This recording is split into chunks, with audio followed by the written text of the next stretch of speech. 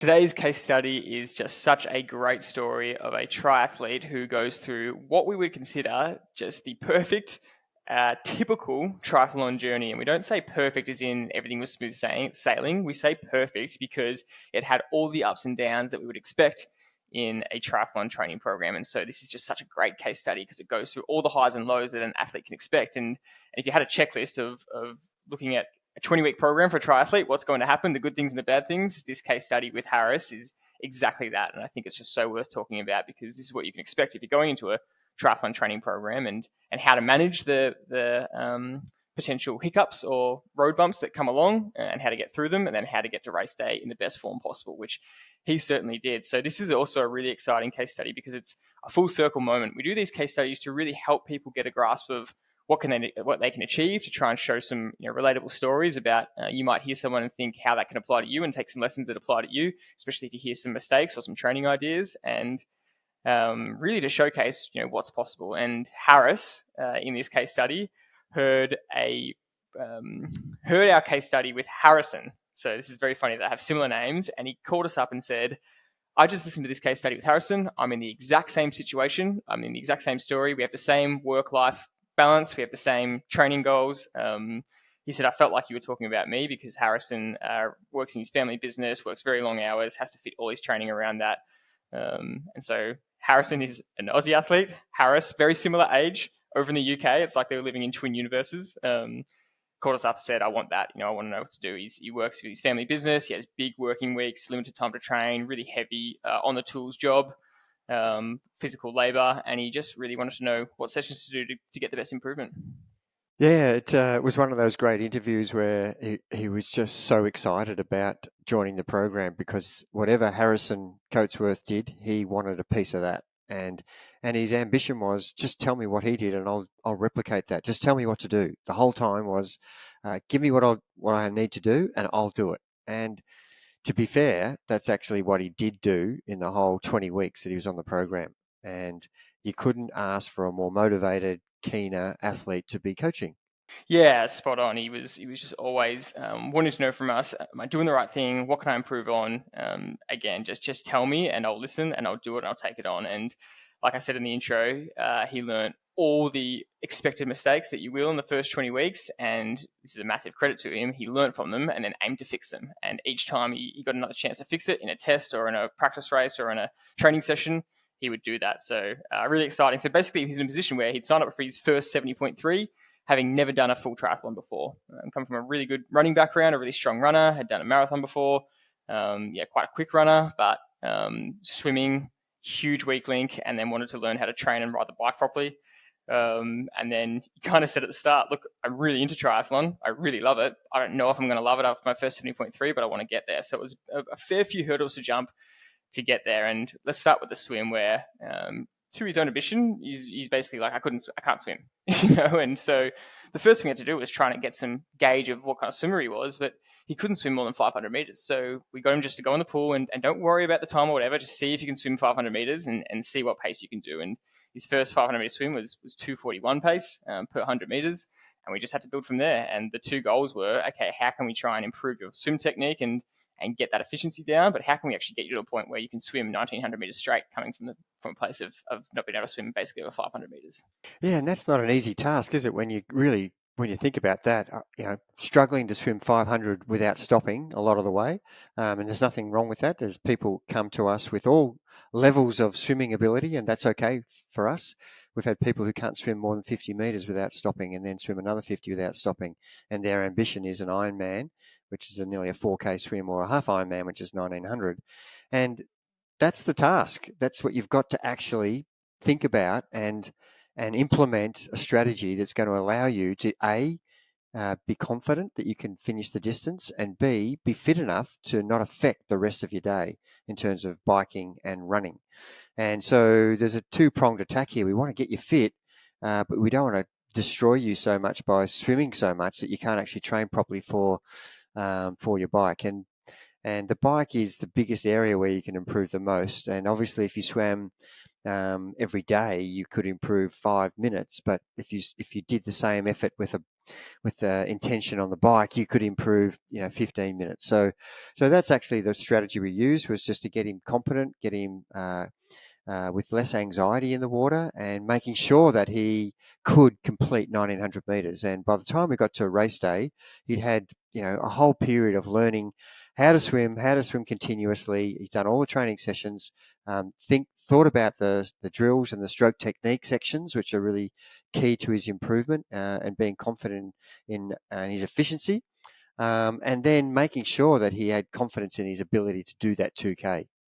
And like a lot of people, the challenge of fitting swim sessions around a hard schedule, you can often just come home from work and try and get on the bike on the indoor trainer or try and run. He ran into a lot of problems where the pool was closed, or you'd have to go super early morning, but then the lanes were fully booked. And when really every swim counts, and anyone that knows our program knows that we do 2 or 3 max swim sessions per week. And you'd think for maybe him we would do more, but we stuck to our principles, and we knew that we could get him competent with just 2, sometimes 3 swims a week, but really focusing on the drills. But he did have a lot of hurdles thrown at his way, where he would message me and go, "I've gotten to the pool and I can't swim. It's fully booked." And it's a bit of a difference to the UK system compared to the Australian system. I will say it's a lot more accessible for Australians to be able to swim in pools, and a lot of us grow up swimming. You never have many problems, Australian athletes, with getting to a pool and being able to swim. But we have constant problems with our UK athletes. It's just not as popular. So the people that do want to swim, lanes are often booked. You're often swimming over the top of people. They've got weird hours where it's way more limited than we find here in Australia. So these are all just problems that you really have to get around, especially with a full working schedule. And plus, George, the majority of Australians live on the coast, so they have in summer the opportunity to swim open water as well. So if you find the pool's closed, you're not that far away from the coast. It's 15, 20-minute drive to swim open water, or if you've got a lake somewhere. So in summer, those options are available, and they're a better option sometimes than the pool, to be frank. But if you're in a city like London or Amsterdam or places like that where it's not that accessible to swim, take Paris. If you live in Paris, the water quality there is not sustainable to actually train in. And to get from where you live in the middle of France to, the coast is a long journey, and you've got no opportunity to do that except for race day. So environment does play a big role in your ability to actually train properly. So he did well to keep persevering, and that's the thing we want to get across is the goal to get from starting your program to race day is persevering no matter what's thrown at you, no matter what roadblocks put in front of you, no matter what hurdle is put in front of you. You need to actually keep thinking your way around these roadblocks. Okay, I get to the pool, it's closed, or I get to the pool and I'm not allowed to swim because the whole pool's booked. You've got to think on your feet. Okay, today's my swim day, but it's not going to happen. So what else can I do? Go straight home, jump on the bike and do a recovery ride, and you swim another day.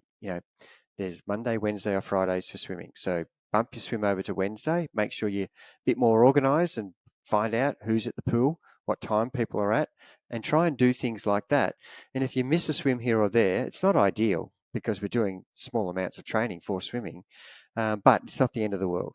And one other thing that kept happening was they're really strict on the allotted time slots. So often you've only got an hour to swim, and sometimes he would be rushed from work, or and the session sometimes can take over an hour, and you'd be kicked out, 3/4 way through the session, which just really sucks. It's really deflating when you're trying your best to get it in, and someone's kicking you off your training session. It's just one of the worst feelings. So I can't wait for you to hear what time he ended up with in the full race. We'll say that at the end. But yeah, from a 2:41 first 500 to what he could do in 1900 meters in a race was just phenomenal. So moving to the bike, this was just great progression, and I have some funny stories about the bike, but I'll just flat out say the FTP went from his first test at 195 watts to he finished at 269 watts in the final FTP. And I will say that last test was every single test we kept trying to.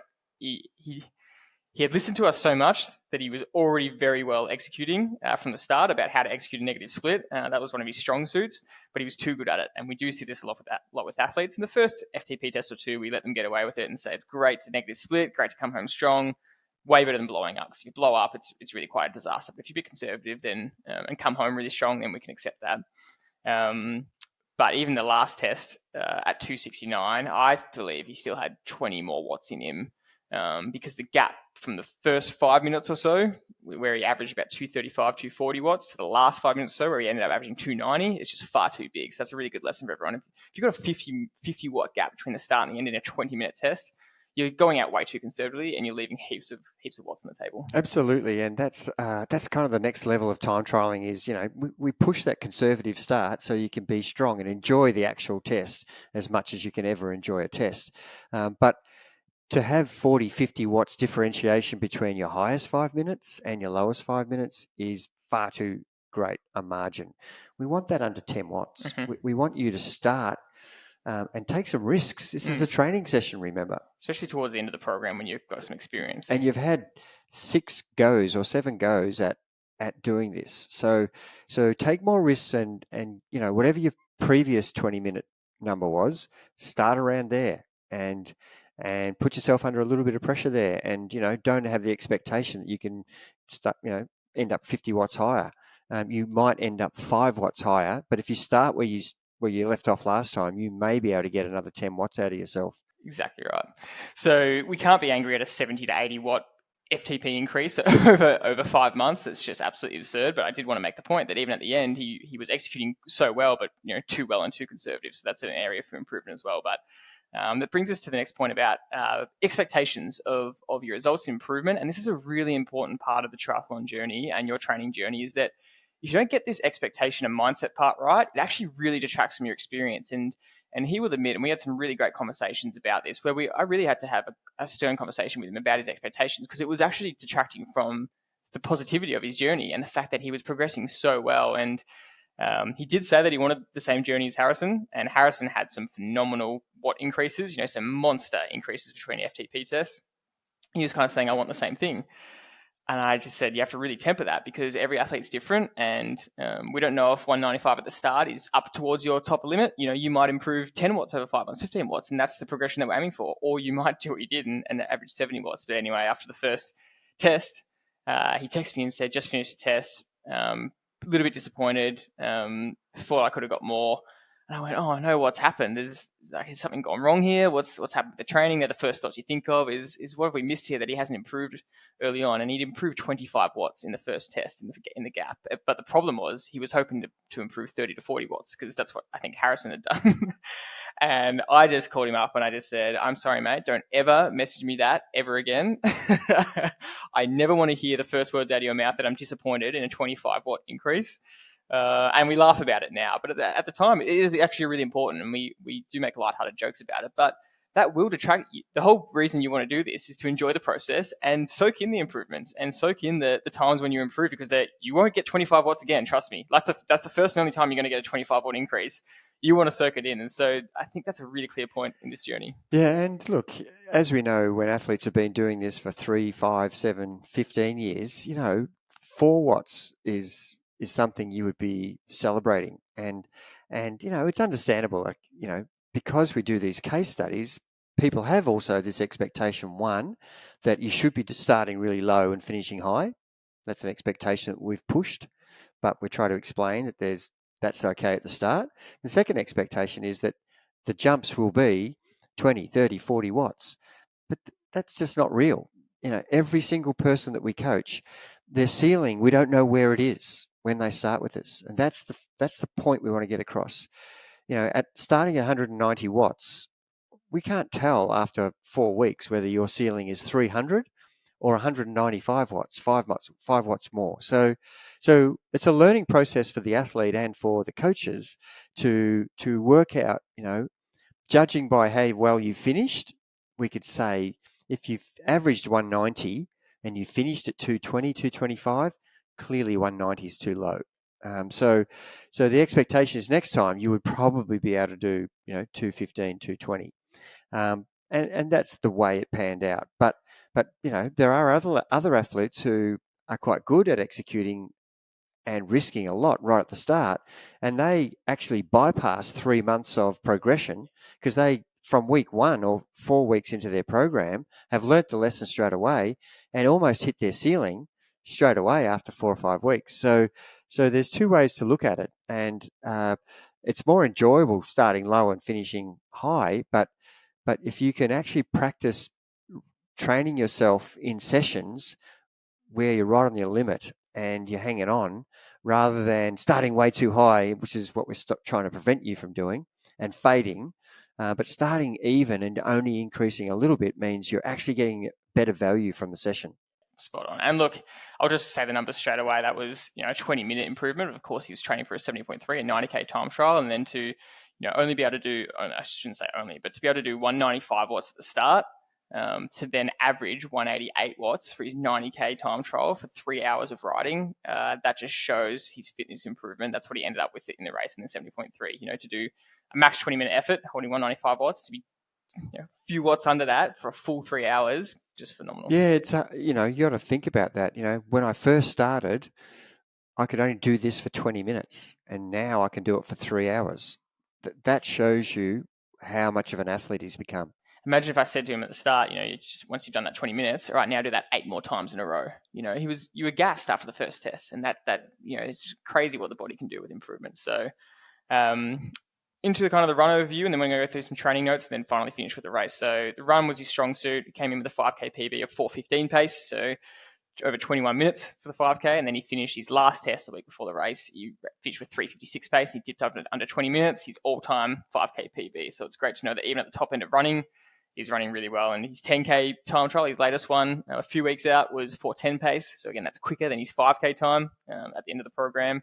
And then he finished with he's running the actual half marathon at 4:41 pace, so a 1:38 half marathon, which if we do our calculations, at 10K of 42-ish minutes, we double that, that's 124, and we add 14 to 18 minutes ish per athlete, depending on where they are, of what they can do in a half Ironman, and he was bang on the top end of that range. Add 14 minutes to 124, that's 138.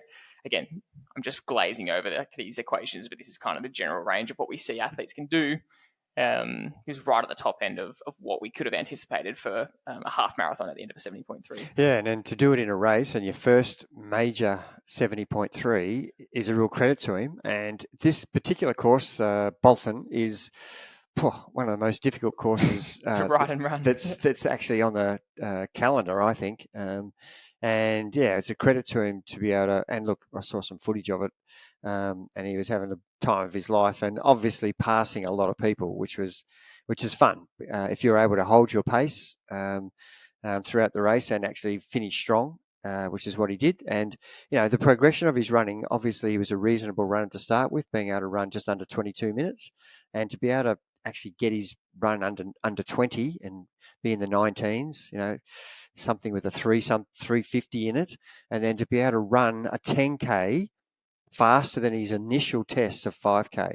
His pace in his 10K run by the end of that 20 weeks was faster than his best 5K.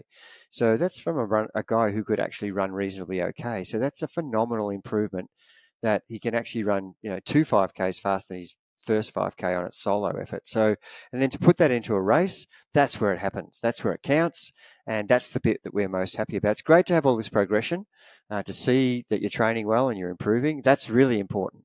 That's the blueprint for race day. And that's where the race plan and strategies all happen based on what you've done from that previous training period. And then you implement that into race day, which we're very happy to talk about. Yeah, so just to finish up some training notes, we'll go into the race.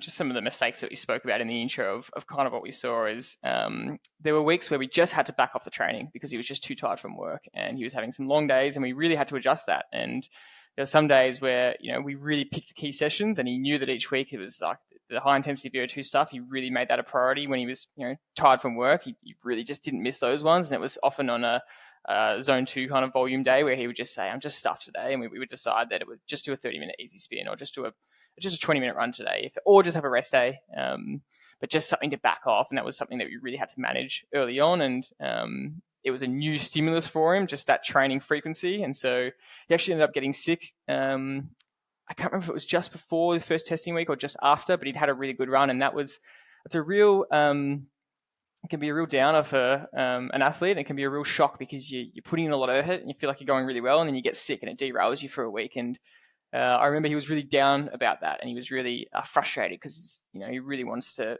stay consistent. And that is the challenge, that almost every athlete kind of gets sick at some point, and you've just got to take it on the chin. You've just got to reset that week, just reset expectations for how you're going and realign, and just know that it's a long program. And 6 weeks down the track, you'll forget that sickness happened. And at the time, it feels really devastating. But with the bigger picture, you get through it. Yeah, and certainly the motivated athlete's the worst athlete because they're so upset if they miss a training session, and being fatigued or being sick, these things are going to happen.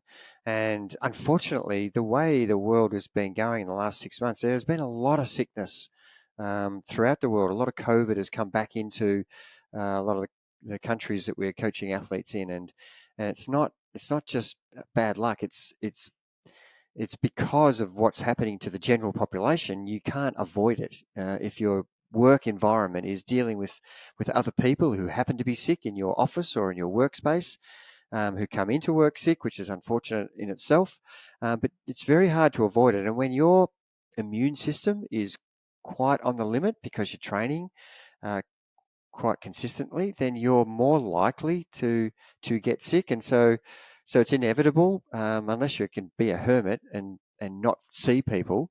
That's the only way you're possibly going to stay unsick. So you've got to actually accept that, I can't just keep training, and I can't keep training at that intensity. I've got to let my body recover. I've got to give it an opportunity to actually get back to being nearly 100% before I actually do anything that's 100%.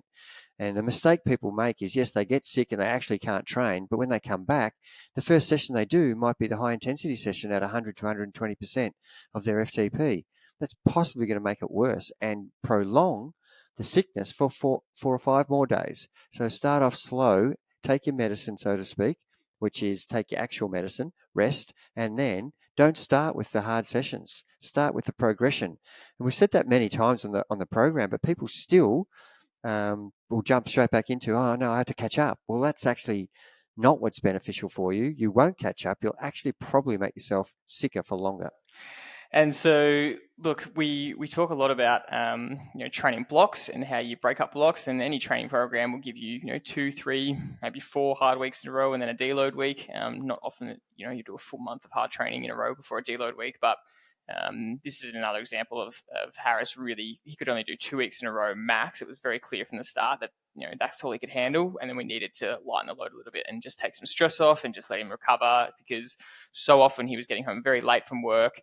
And in his words, he was like, I just feel like I'm in a cycle of sleep, wake up, work, come home, train, eat, bed. And it was just that over and over again. And that's a lot. And so we had to really just remind that at the end of the 2-week cycle, it's like, just get to the weekend here. You can do it. And then once you get to the weekend, just do your endurance. And then you've got a lighter week next week, and the pressure's off a little bit. And you can come home from work and not have to just jump straight into a high intensity session. And that's the commitment of this kind of race. It's really hard work, but that was a really important factor to manage.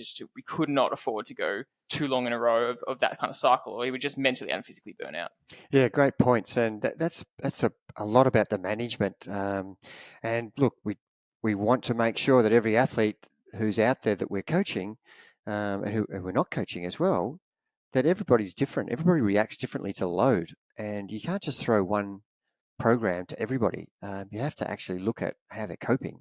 And that's one of the reasons why we pretty much don't want to just put 10 weeks programs in front of people, because we want to find out what's happening this week before we can actually tell you what's going to happen next week. Are you coping this week? There's no point in giving you what you should be doing, because that's the ideal program next week, if you haven't coped with this week.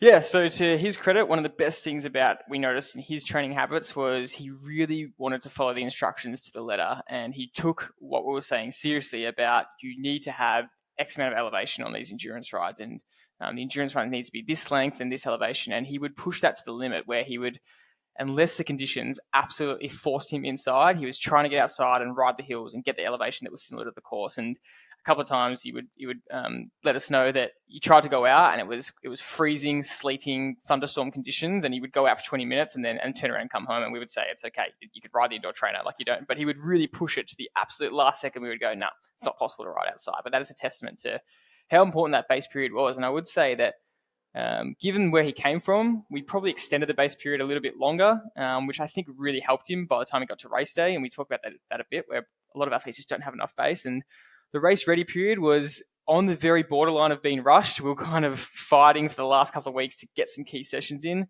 Ideally, we would like a longer race ready session, but just with the 20 weeks leading into it, that still was just enough time to have 12 or 14 weeks of really good base. And then the last 6 to 8 weeks of starting to get some race ready stuff.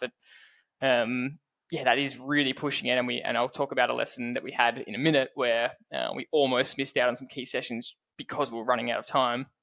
But it was a great progression because he'd never done a full triathlon. So we set up a sprint time trial for himself where he drove to a lake and set up his own course and did his own sprint, 750 meter swim, 20K ride, 5K run off the bike. He had his bike in the car and just did his own transitions there. That was 6 or so weeks out from the 70.3. And then he signed up to an actual Olympic distance, which perfectly fell. I think it was 3 weeks or 4 weeks out from the 70.3. That was his first proper race in a race environment with people around you and the atmosphere and the proper transitions. And then that led into the actual race. So it was a really good progression to get a couple of races under his belt, one by himself with no pressure, one with a bit of race pressure, so that it wasn't all a new experience come to the 70.3. Yeah, so many people who are brand new to the sport pick their goal event, but they forget to do the stepping stones along the way. And the stepping stones are, doing the actual event as a practice race, whether there's an event on for you or not, doing it yourself is still a really good outcome because you actually have to think about it the day before and plan what's going to happen the next day. What time do I have to go to bed? What time do I have to wake up? What should I eat the day before and see how that affects me on race day? So not doing any of that and just fronting up for your first race as your first race, you haven't experienced any of that pre-race nerves, the planning, the race strategies, and the timing of everything you need to do and the checklist of equipment. So many things that you would want to do that before you get to your actual A race. And that's a real tip that we want to push out to other athletes. If you're signing up for your first ever triathlon, you really need to be doing something before that actual main race. It took away so much anxiety. The confidence he got from being able to run a really, really good 5K time in that first sprint triathlon. I think he ran faster than his fresh 5K. Actually, I can check that data right now, but pretty sure he ran faster than his original fresh 5K. Check. Yeah, he ran just over 4-minute pace in that first sprint triathlon. So that's 15 seconds quicker than his 5K fresh at the start of the program. So this is with 6 or so weeks to go in. So that's all the running off the bike he was doing really came through there. And that was an awesome first practice sprint try to do to go, whoa, I can do a triathlon, And then the next race was the Olympic, which alleviated a lot of anxiety. So I will say that each week we just kept learning more and more small things. Each week there was just a couple of lessons each week to go, okay, this needs to be fixed. This execution thing needs to be fixed. Blah, blah, blah. This every week, and it ended up being, 24 lessons or so that he learned over the journey, which he was able to all apply on race day. And that's the key thing here is that he had to learn all those things in training and make some pretty key mistakes so that came to the race, they were eliminated. Yeah, I think that's a really major point that everybody who's listening to this case study, and I suppose Harris kind of heard that with Harrison, but unless you go through it, you don't actually understand the mistakes that you can possibly make. And, you and I have made all of those mistakes in our journey as athletes. So we're not saying to you that there's something wrong with you. It's just that's part of the journey. And things like riding too high power on sections of the road and then freewheeling. They seem obvious now to anybody who's listened to our podcast because that's what we drill into all our athletes. But for someone who's new to that, unless you go out and experience that in a circuit outside that's got wind and hills, you're not going to understand what that means until you actually try and implement it into a training session. And then you realize how difficult that is to stay in the zones that you've been training for. So they're the mistakes we're talking about. They're things that you have to get better at rather than full on, not being able to finish the session. It's for the same level of fitness, being able to execute better to give you a better outcome. So there was a real key moment in the last 3 weeks of the training program where he'd done his Olympic. He had a lot of confidence about his ability. He rode really good power. I think it was 228 watts for his 40K in the Olympic. And then a week later, we were doing a 75K race ready session. So a bike time trial, really getting that distance up of closer to a race ready session. And then a run off the bike at 70.3 race pace. It was a real key this is one of the key sessions leading to the last final weeks of the race. And it was a bit of a disaster. He rode far too hard in the bike and genuinely could not run off the bike. Not even couldn't run slow.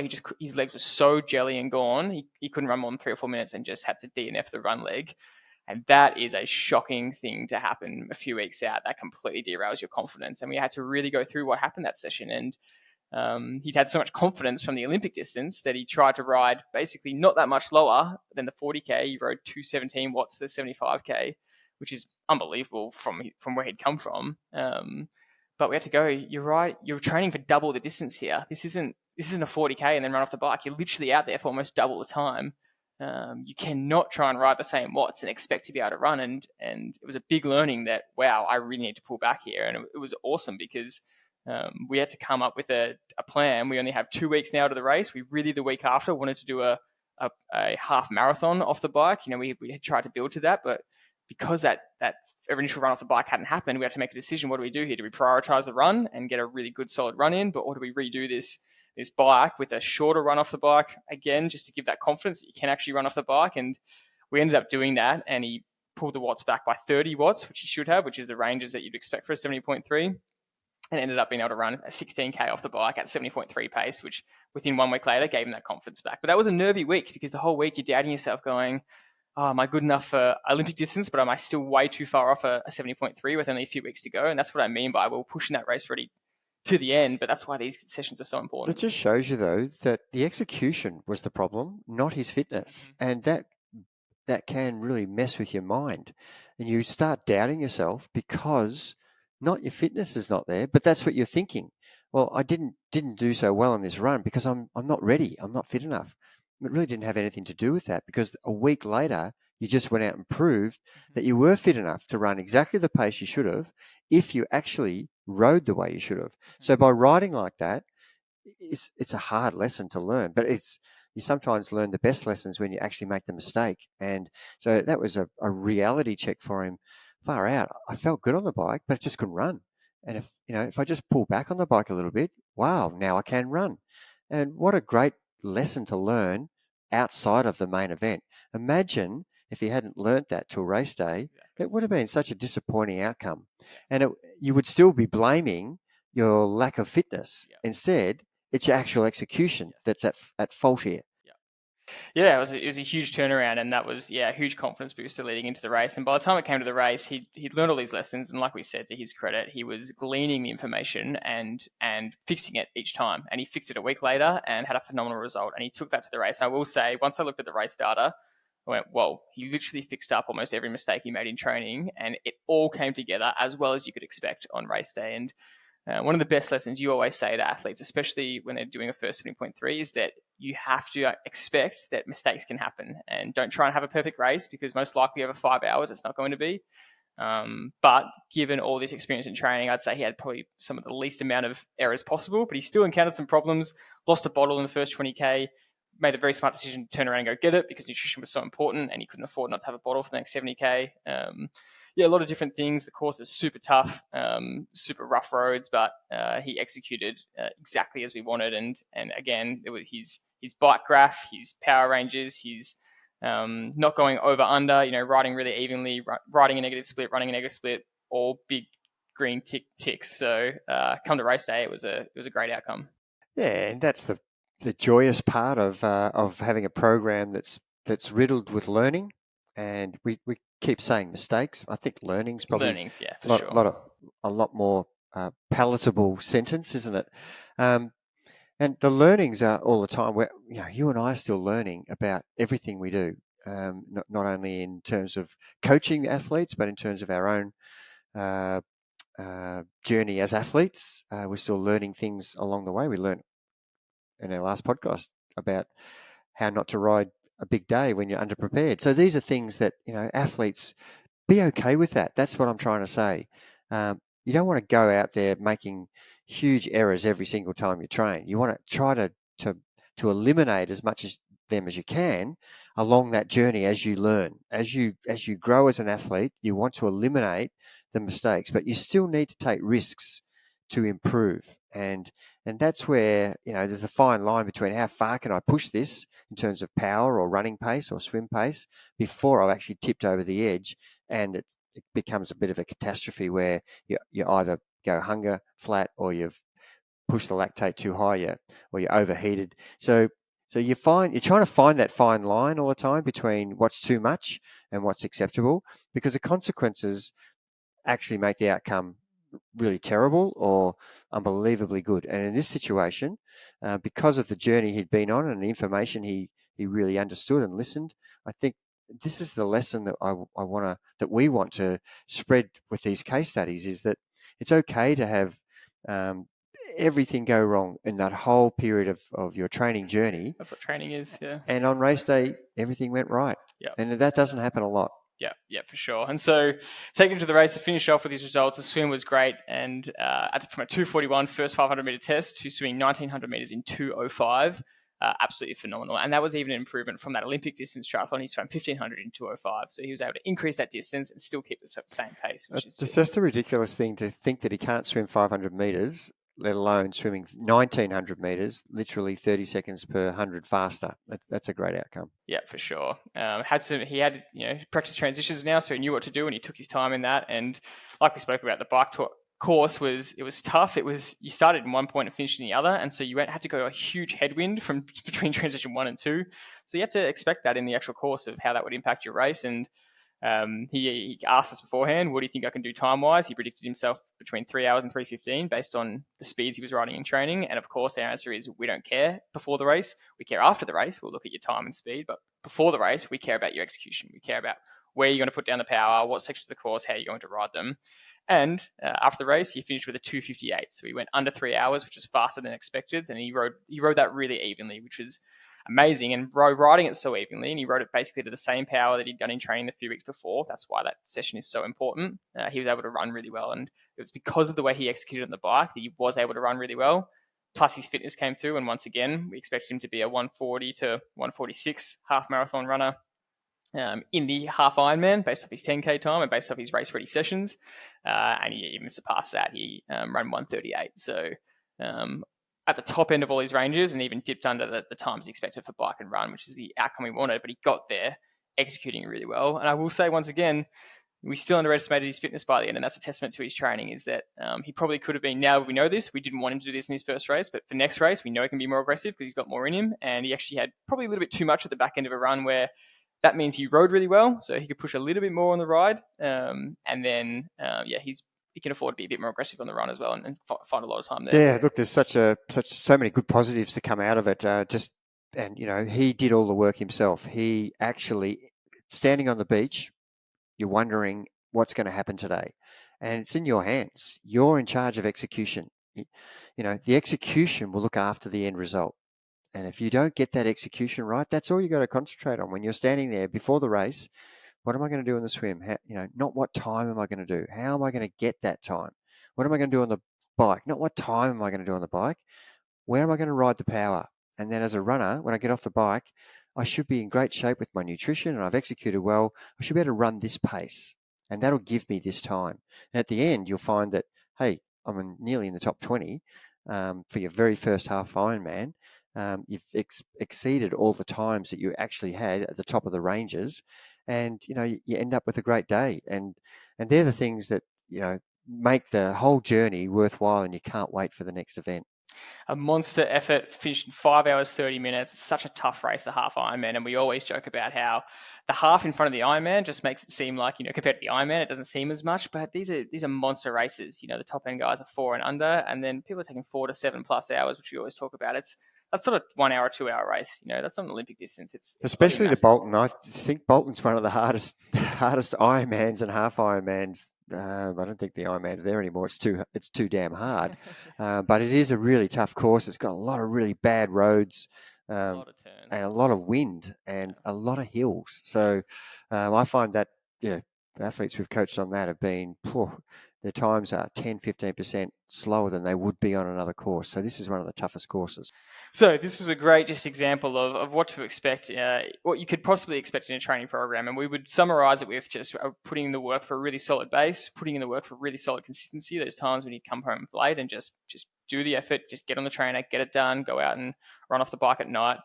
And putting it down to the lessons learned in training. And that's just that final credit goes to him, where a lesson would be learned, and he would laugh at himself, and he would make a joke about it, and he would cop it on the chin, but take it seriously. But I did like his attitude where he was often laughing at himself and shaking his head and going, "Oh, there's another one," and then move on for the next week. And that's basically a great way to finish it off. Yeah, what a great story. I'm so pleased for Harris to from when we first interviewed him and to last weekend's race. It was a real joy to watch, and yeah, congratulations and well deserved.